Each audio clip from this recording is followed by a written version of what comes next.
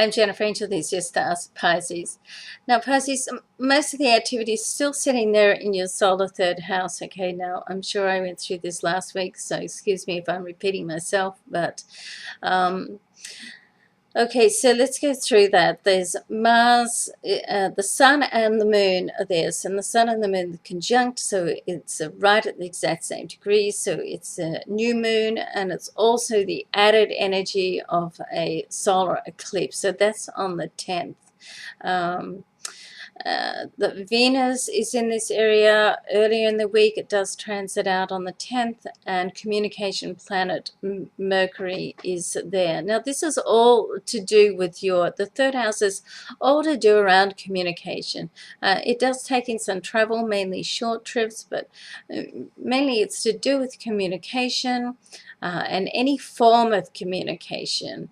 And it can take in, travel, agreement. It's also the house of media, and it's also a creative position in the chart. So I would like to think for you, Pisces, that if you've been working on a creative project, then it can certainly come together, or you can get news of it. There's Mercury is conjunct Mars earlier in the week on the 8th, or midweek rather, Wednesday.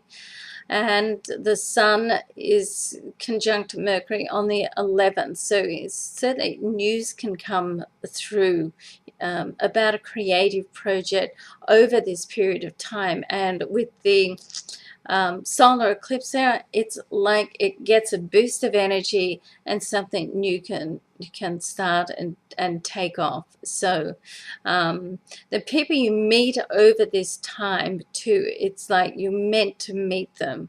And with Mercury also trining Pluto, it's like there could be almost like a deja vu feeling that you haven't met them, but it's like them. Maybe they're from past life, or who knows. And that's a nice feeling because it's a comfortable feeling, and you feel like you're with friends. So this is a very, very interesting time for you, Pisces, and pretty soon, and starting from the 10th, Venus is going to move into your solar fourth house, all to do with family, the domestic situation, and your home environment. Now, when Venus does move into this area, which is the end of this week on the Friday and the 10th, things can start to change around your home, and not only that, but towards the end of this month on the 28th, Venus is going to conjunct with Jupiter, which is already in this area of your chart, has been for almost a year now.